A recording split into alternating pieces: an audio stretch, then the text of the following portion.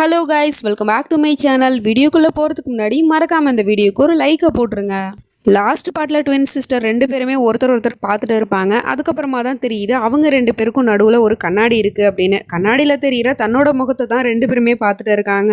அப்போ நம்ம ஹீரோயினி அந்த பக்கம் நிற்கிறது தெரியுது. பின்னாடி வேற வந்து அந்த லத்தீஃப் கூப்பிட்டுட்டு இருக்கா, நீ இங்கே என்ன பண்ணிட்டு இருக்க அப்படின்னு.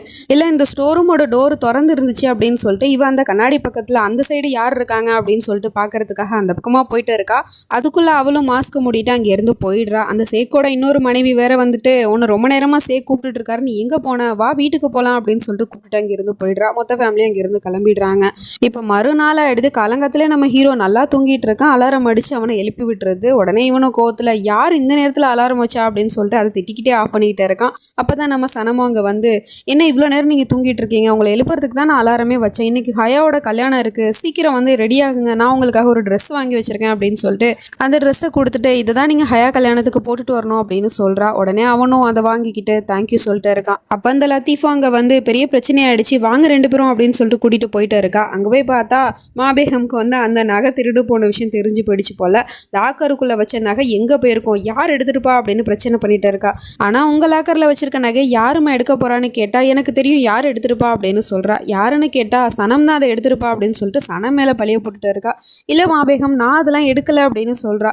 இல்லை, எனக்கு தெரியும், உங்ககிட்டயும் வந்து ஒரு சாவி இருக்குல்ல, லாக்கரோட சாவி, நான் தானே அதை உங்ககிட்ட கொடுத்தேன், அதனால நீ தான் அந்த நெக்லஸ் எடுத்திருப்ப, ஏன்னா அந்த லாக்கர் உடஞ்சு கூட இல்லை, அதை ஓப்பன் பண்ணி தான் யாரோ எடுத்திருக்காங்க அப்படின்னா என்ன அர்த்தம், அதோட ரெண்டாவது சாவி உங்ககிட்ட தானே இருந்துச்சு, அப்போ அதை நீ தான் பண்ணியிருக்கணும் அப்படின்னு சொல்லிட்டு அடிச்சு சொல்லிட்டு இருக்கா. ஆனால் நான் இதை பண்ணவே இல்லை, ப்ளீஸ் என்ன நம்புங்க, நான் இதை எடுக்கலை அப்படின்னு சொல்லிட்டு எவ்வளவோ சனம் வந்து தன்னை ப்ரூவ் பண்ணிக்க பார்க்குறேன். ஆனால் இவ என்னமோ, எனக்கு தெரியுமா நீ வந்து ஒரு கிராமத்தில் வளர்ந்த பொண்ணு தானே, அதனால நீ அந்த மாதிரி நெக்லஸை, அவ்வளோ காஸ்ட்லியான நெக்லஸை உன்னோட வாழ்நாளில் உன் கண்ணால் பார்த்துருக்கவே மாட்டேன், இப்போ அதை பார்க்கும்போது உனக்கு ஒரு ஆசை வந்திருக்கும், அது நீ என்கிட்ட கேட்டு வாங்கியிருக்கலாம்ல, எதுக்காக திருடணும் அப்படிங்கிற மாதிரி திருடிங்கிற பட்டத்தை சொல்லாமல் சொல்லிக்கிட்டு இருக்கா. ஸோ இது மாதிரி பேசவும் நம்ம ஹீரோக்கு சமக்கம் வந்துடுது. என்னம்மா பேசிகிட்டு இருக்கீங்க, சனம் எதுக்காக அந்த நெக்லஸ் எடுக்கணும், இன்ஃபேக்ட் அந்த நெக்லஸை சேக் கொடுக்கும்போது அவர் முன்னாடியே தானே அந்த நெக்லஸை வேணான்னு சொன்னால், அது ரொம்ப காஸ்ட்லியாக இருக்குது, எனக்கு இது வேணான்னு அவர்கிட்டே சொல்லிட்டா, அப்படி ஒரு வேளை அவளுக்கு வேணும்னா அதை அவள் தானே வச்சிருக்கணும், ஏன்னா அவளுக்கு தானே அந்த சேக் கிஃப்ட் கொடுத்தாரு, ஆனால் அவள் வந்து அதை உங்ககிட்ட கொடுத்தா, நீங்கள் என்னடானா அவன் மேலே பழி போட்டுட்டு இருக்கீங்க, ப்ளீஸ்மா சனம் இப்படிலாம் இன்சல்ட் பண்ணாதீங்க, அவள் ரொம்ப நல்லவ, அவள் இந்த மாதிரி ஒரு காரியத்தை பண்ணியிருக்கவே மாட்டா அப்படிங்கிற மாதிரி சொல்லிட்டு பேசிகிட்டு இருக்கான். இவளுக்கும் சமக்கம் வந்துடுது. என்னடா இது, டக்குன்னு பொண்டாட்டி பக்கம் சாஞ்சிட்டானே அப்படிங்கிற மாதிரி முழிச்சிட்டு இருக்கா.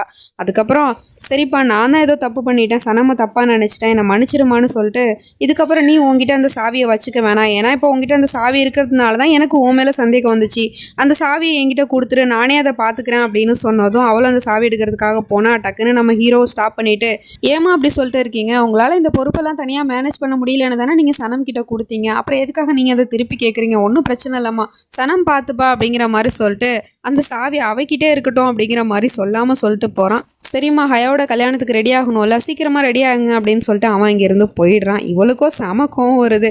அதுக்கப்புறம் ரூமுக்கு வந்து நம்ம ஹீரோ கிட்ட ஹீரோயினியும் தேங்க்யூ சொல்லிட்டு இருக்கா. இன்றைக்கி என்னை யாருமே நம்பலை, மாபேகம் தான் என்னை முழுசாக புரிஞ்சு வச்சுருந்தாங்கன்னு நான் நினச்சேன், அவங்களுமே என்னை நம்ப மறுத்துட்டாங்க, அப்போ நீங்கள் எனக்காக சப்போர்ட்டிவாக பேசுனீங்கல்ல, நான் இதை எதிர்பார்க்கவே இல்லை, நீங்கள் எனக்காக நின்னதுக்கு ரொம்ப தேங்க்ஸுங்க அப்படின்னு சொல்லிட்டு தேங்க்ஸ் சொல்லிட்டு இருக்கா. அவனுமே இட்ஸ் ஓகே அப்படின்னு சொல்லிட்டு சீக்கிரம் ரெடியாகு, ஹயா கல்யாணத்துக்கு போகணும் அப்படின்னு சொல்லிட்டு இருக்கான்.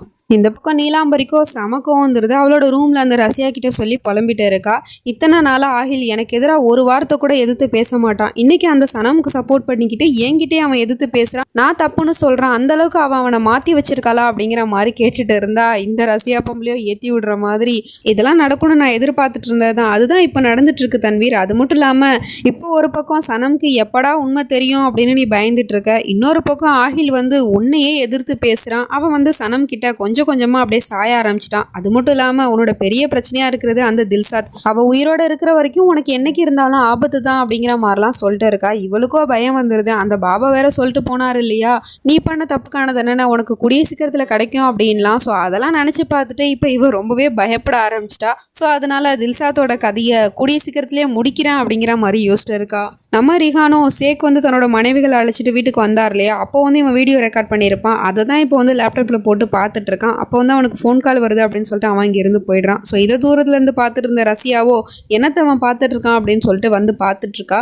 அதை பார்த்து அவளுக்கு பயங்கரமான ஷாக்கு. அப்படி என்னத்தை அவள் பார்த்தா அப்படின்னா, நம்ம ஹீரோயினோட தங்கச்சி செஹர் இருக்கால, அவள் வந்து ஒளிஞ்சு அந்த பக்கமாக போயிட்டு இருந்தா இல்லையா, ஸோ அதெல்லாம் வந்து இந்த வீடியோவில் ரெக்கார்ட் ஆகிருக்கு. ஸோ அதை பார்த்துட்டு ஃப்ளாஷ்பேக்கை நினச்சி பார்த்துட்டு, ஜோயாவுக்கு 2 பொண்ணுங்க தானே இருந்தாங்க, அப்போ 2 2வது பொண்ணான இந்த செஹரும் உயிரோட தான் இருக்காளா அப்படிங்கிற மாதிரி யோசிச்சுட்டு இந்த விஷயம் தன்வீருக்கு தெரியாது போல. இனிமே தான் வேடிக்கையே இருக்கு. இவளை வச்சு தான் என்னோட காரியத்தை நான் நிறைவேற்றிக்க போறேன் அப்படிங்கிற மாதிரி வில்லத்தனமா யோசிச்சுட்டு இருக்கா. நம்ம ரிஹானும் சனமை தனியாக கூப்பிட்டு சாரி சொல்லிட்டு இருக்கான். எதுக்காகனா இன்னைக்கு மாபேகம் வந்து இவன் மேலே திருட்டு பள்ளி போடும்போது இவன் எதுவுமே பேசாமல் அமைதியாக தானே நின்றுட்டு இருந்தான். அதுக்கு ரொம்ப சாரி சனம்னு சாரி சொன்னா இவட்டக்குன்னு இட்ஸ் ஓகே ரிஹான், ஒன்றும் பிரச்சனை இல்லை. இன்னைக்கு ஆஹில் எனக்காக சப்போர்ட் பண்ணி பேசினாரு.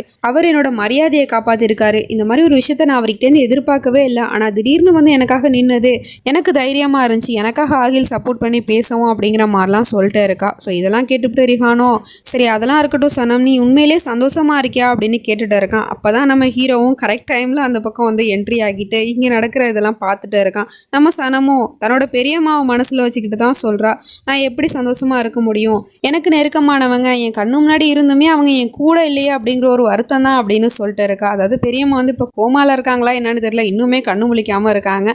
ஸோ இவ வந்து பெரியம்மாவை வச்சு தான் மீன் பண்ணி பேசினா, அவன் என்னடானா தன்னோட தம்பியான ரிஹானை பற்றி தான் பேசுகிறா போல அப்படின்னு சொல்லிட்டு கோமா இங்கேருந்து ரூமில் வந்துட்டு செம கோபப்பட்டுட்டு இருக்கான். அப்போ தான் நம்ம ஹீரோயினுமே அங்கே வந்து நீங்கள் என்ன பண்ணிட்டு இருக்கீங்க, இன்னும் ரெடி ஆகலையா, ஹயாவோட கல்யாணத்துக்கு நேரம் ஆயிடுச்சுங்க, வாங்க போகலாம் அப்படின்னு கூப்பிட்டா நீ என்ன பண்ணிட்டு இருந்த அந்த ரிஹான் கூட அப்படின்னு சொல்லிட்டு திரும்பவும் சேர்த்து வச்சு பேசிகிட்டு இருக்கான். நீங்கள் திரும்பவும் ஆரம்பிச்சிட்டிங்களா, என்னதான் உங்களுக்கு பிரச்சனைன்னு கேட்டால் எனக்கு தான் ஒன்றுமே புரியல சனம், நீ எதுக்காக திரும்பவும் வந்து ரிஹான் கூட இவ்வளோ க்ளோஸாக இருக்க, உனக்கு அவனை தான் பிடிச்சிருக்குன்னா நீ எதுக்காக இந்த பொய்யான உறவில் நீ இதெல்லாம் பண்ணிக்கிட்டே இருக்க, எனக்காக நீ எதுக்காக இந்த ட்ரெஸ் எல்லாம் வாங்கி கொடுத்த, நான் இதெல்லாம் போட மாட்டேன் அப்படின்னு சொல்லிட்டு அவள் வாங்கி கொடுத்த ட்ரெஸ்ஸை தூக்கி போட்டுட்டு இருக்கான். உடனே இவளும் அவன் வாங்கி கொடுத்தான்ல அந்த ட்ரெஸ்ஸை தூக்கி போட்டுக்கிட்டு அப்போ எனக்கும் இதெல்லாம் தேவையில்ல, இன்ஃபேக்ட் நான் வந்து நம்பின பார்த்தீங்களா, நீங்கள் மாறிட்டீங்க எனக்காக சப்போர்ட் பண்ணீங்க அப்படின்னு, ஆனால் அது எதுவுமே உண்மை கிடையாது. ஏன்னா என்றைக்குமே உங்களோட கேரக்டரை நீங்கள் மாற்றிக்க போகிறது கிடையாது. ஆமாம் சொல்லப்போனால் எனக்குமே இந்த கல்யாண உறவில் இந்த பொய்யான உறவில் இருக்கிறதுல சுத்தமாக எனக்கு விருப்பமே கிடையாது. எனக்கு நிம்மதி சந்தோஷம் இல்லாத இந்த உறவில் நான் இருக்க விரும்பலை அப்படிங்கிற மாதிரி சொல்லிட்டு கோவத்தில் தான் இந்த வார்த்தையெல்லாம் விட்டுட்டு இருக்கா. அவனுமே டக்குன்னு இவ இப்படி பேசவும் எனக்கு இந்த விஷயம் நல்லாவே தெரியும் அப்படின்னு சொல்லிட்டு ஃபீல் பண்ணிட்டே இங்கேருந்து போயிடுறான். இந்த ரஷ்யாவோ பேப்பரில் அந்த சேக்கோட 3 மனைவிகளோட ஃபோட்டோவெல்லாம் பார்த்துவிட்டு அப்போ இந்த சேக்கோட 3 மனைவிகள் மாதிரி தான் அவள் வேஷம் போட்டு வந்திருக்காளா இல்லை உண்மையிலே அந்த சேக்கோட மனைவியா இவ என்னமோ, ஆனால் இவள் நெக்லஸை திருடுறதுக்காக தான் கண்டிப்பாக இந்த வீட்டுக்குள்ளே வந்திருக்கா அப்படிங்கிற விஷயம் மட்டும் தெரியுது. அப்படின்னா அவள் நமக்கு மேலே இருப்பா போலையே, இவ தான் நமக்கு சரியான ஆள் அப்படின்னு சொல்லிட்டு அவளை தேடுறதுக்காக இவ கிளம்பிட்டு இருக்கா. ஹயாவும் கல்யாணத்துக்கு ரெடி ஆகிட்டு இருக்கா. சனமுக்குமே வந்து ஃபைஸ் கூட தான் வந்து கல்யாணம் ஆக போகுது அப்படின்னு நினச்சிட்டு இருக்கா போல். ஸோ அவளுமே வந்து தம்பிக்காரன் கூட தான் கல்யாணம் நடக்க போகுது அப்படின்னு நினச்சிட்டு இருக்கா. அதே மாதிரி தம்பிக்காரனுமே இந்த பக்கம் ரெடி ஆகிட்டான். அண்ணனுக்கு நன்றி சொல்லிட்டு இருக்கான். நீங்கள் மட்டும் இல்லைனா இது எதுவுமே நடந்திருக்காதுண்ணா, ஹயா இன்னைக்கு என்னோட மனைவி ஆக போகிறான்னா அவளை கல்யாணம் பண்ணிக்க போகிறேன், என்னால் இதை இப்போவுமே நம்ப முடியல, ரொம்ப நர்வஸாக இருக்குண்ணா, ரொம்ப நன்றிண்ணா அப்படிங்கிற மாதிரிலாம் சொல்லிட்டு ரொம்ப சந்தோஷப்பட்டு பேசிகிட்டு இருக்கான். ஹயாவும் தனக்கு ராகத் கூட தான் கல்யாணம் நடக்க போகுது அப்படின்னு சொல்லிட்டு அவனுக்காக ஒரு ஸ்வெட்டர் வரைக்குமே ராகத்துன்னு சொல்லிட்டு பேர் போட்டு எம்ப்ராய்டிங் பண்ணிலாம் வச்சிருக்கா. இன்னைக்கு என்னோட காதல் எனக்கு கிடைக்க போகுது அப்படின்னு சொல்லிட்டு ரொம்ப சந்தோஷப்பட்டுட்டு இருக்கா. ஆனால் உண்மையிலே அவளோட கல்யாணம் தம்பி கூட தான் நடக்க போகுது அப்படிங்கிற உண்மை இன்னுமே அவளுக்கு தெரியல. இதுக்கப்புறம் என்ன நடக்க போகுது அப்படிங்கிறதெல்லாம் நம்ம வெயிட் பண்ணி தான் பார்க்கணும். நெக்ஸ்ட் ஆனிச்சு நம்ம அடுத்த பாட்டில் பார்த்து தெரிஞ்சுப்போம். அது வரைக்கும் பை ஃப்ரெண்ட்ஸ்.